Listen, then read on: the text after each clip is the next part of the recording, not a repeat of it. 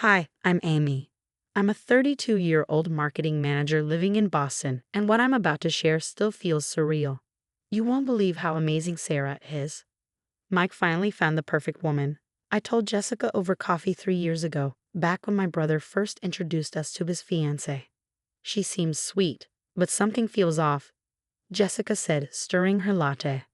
Come on, Jess, you're just being overprotective. Sarah's different. Oh, how wrong I was. The first red flag appeared just 2 months after their wedding. Emmy, sweetie, I have this super important client meeting. Could you watch the kids for a few hours? Sarah, I have a presentation in an hour. Please? I already dropped them off with your building's doorman. You're the best. That's how it started. Random drop-offs became weekly occurrences. Her 3 kids, Tommy, 8, Lisa, 6, and little Jake, 4, were adorable. But I never signed up to be their emergency babysitter. You're their aunt. Family helps family, Sarah would say whenever I protested, layering guilt into every word. During one of our weekly meetups at Tom's Cafe, I finally vented my frustrations. You need to set boundaries, Tom said, setting an extra muffin in front of me. I've tried, I groaned. But then she runs to Mike crying about how I'm refusing to help with family emergencies. That's manipulation, Amy, Jessica chimed in. And your brother's enabling her. Things only got worse when Sarah's mother, Karen, moved closer. They became a tag team of guilt and demands. A good sister-in-law would be grateful to spend time with her nieces and nephew. Karen scolded me at a family dinner. And in my day, I shot back. People asked before dumping responsibilities on others.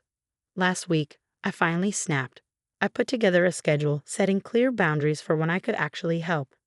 This is ridiculous, Sarah scoffed, tossing my carefully made schedule aside. We're family, not some business arrangement.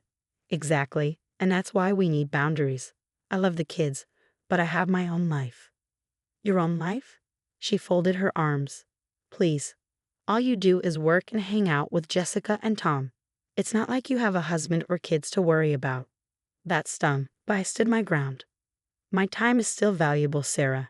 If you need me to watch the kids, I need at least 24 hours notice. She glared at me, pulling up her phone.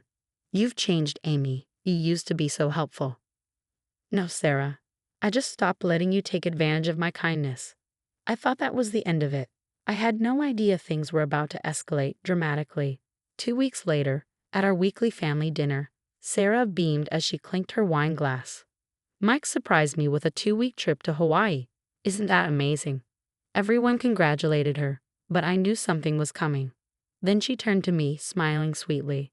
And you'll get to spend some quality time with the kids while we're gone. I already told my boss you'd be watching them. The room fell silent. Jessica nearly choked on her wine. Tom stopped mid-bite. You did what? I placed my fork down slowly. Well, obviously, someone needs to watch them. You work from home, right? I stared at her, pulse pounding.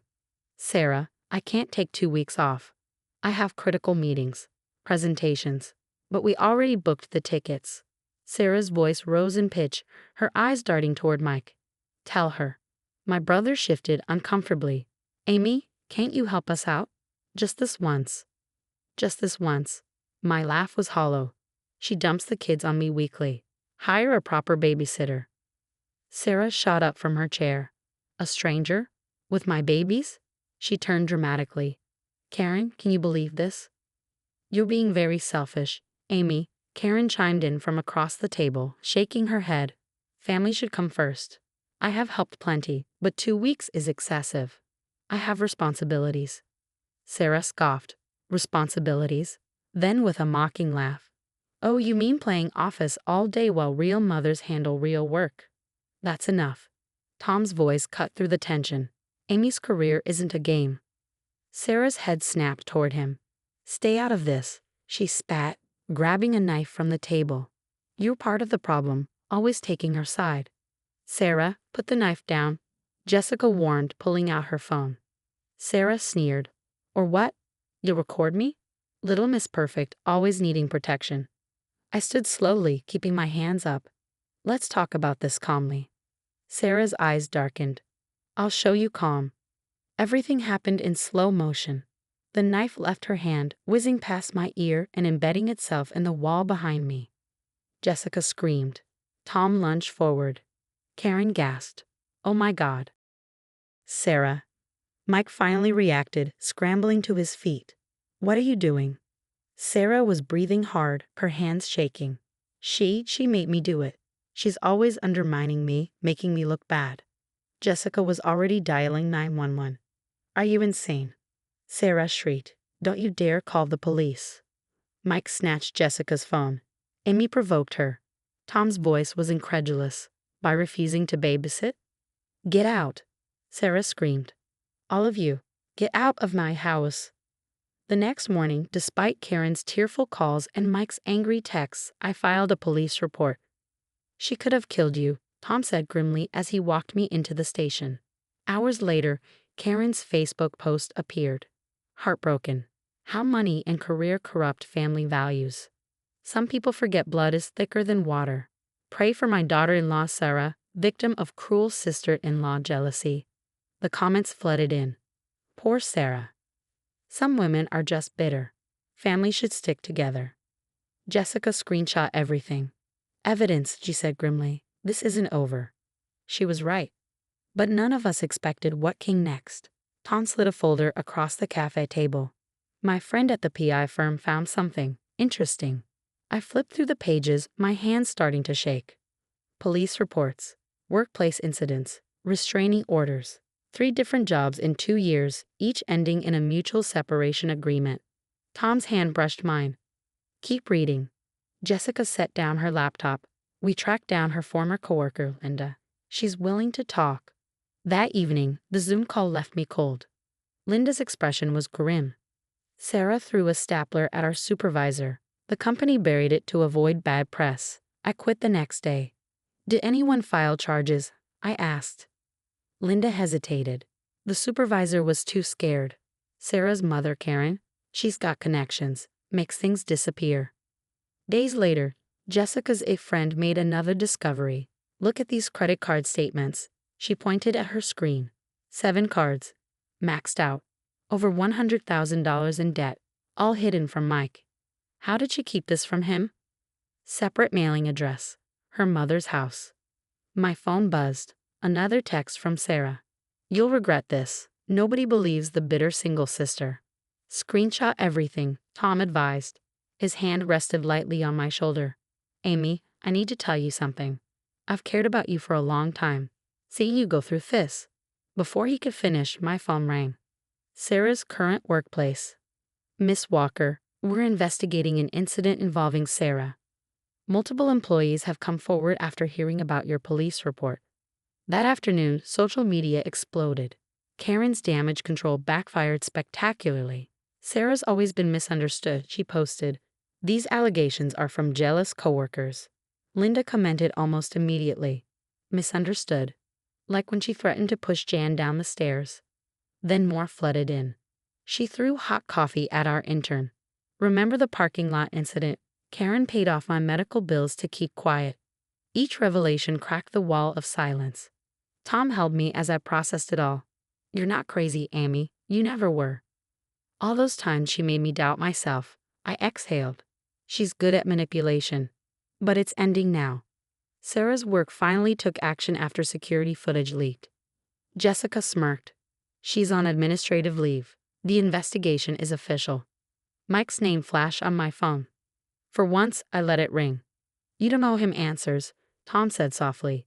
You don't owe any of them anything. I nodded. I just can't believe I never saw it before. Abusers are clever. Tom's fingers laced through mine, but they always slip up eventually. That evening, as Sarah's carefully crafted image crumbled, I felt no joy, just relief. The truth was finally coming out. We're not done, Jessica warned. Karen's still trying to spin this. I leaned into Tom's embrace. Let her try. A notification popped up. Sarah's company. We are launching a full investigation into multiple serious allegations. The house of cards was falling. And I was finally free.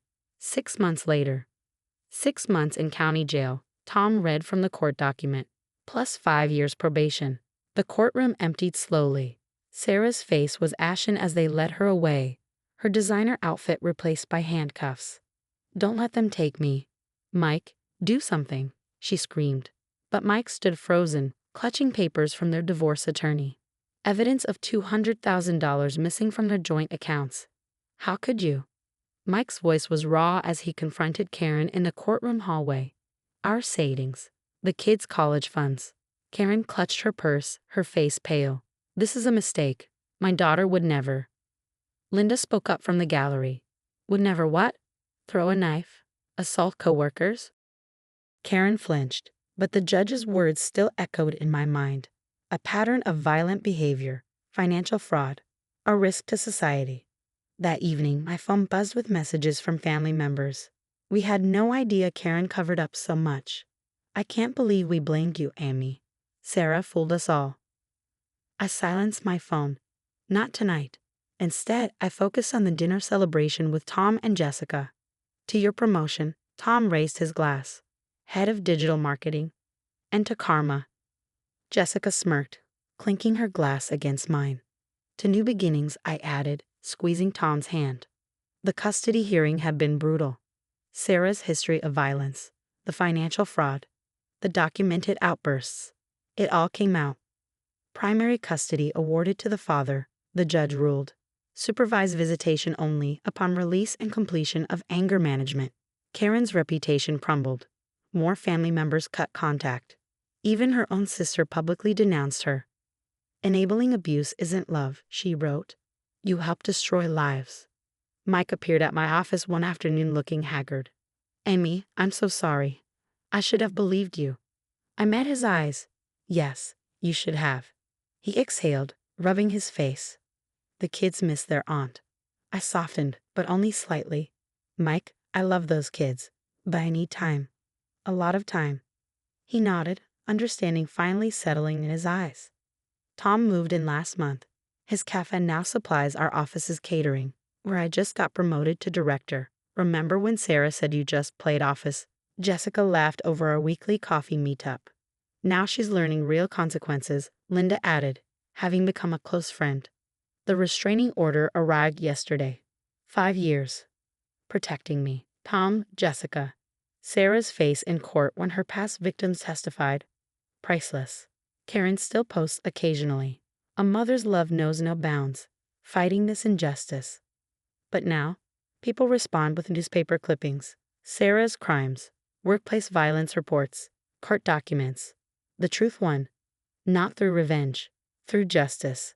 Yesterday, I visited the kids. Mike's new girlfriend, a kind kindergarten teacher, welcomed me. She actually asked before making plans. Later that night, Tom and I watched the sunset from our balcony. Sometimes bad things lead to good endings, he mused. I smiled. Not endings, new beginnings. Sarah has 5 more months in jail. Karen lost her social standing. But me? I'm thriving. Sometimes the best revenge is simply living well. And boy, am I living well. What would you do if you were Amy? When Mike came to apologize, would you give him another chance? Or would you maintain strong boundaries, even if it meant losing contact with your nieces and nephew? Share your thoughts in the comments below. And if you've ever had to make tough choices about toxic family members, your story might help someone else. Don't forget to like and subscribe for more real-life stories about overcoming toxicity and finding strength in setting boundaries.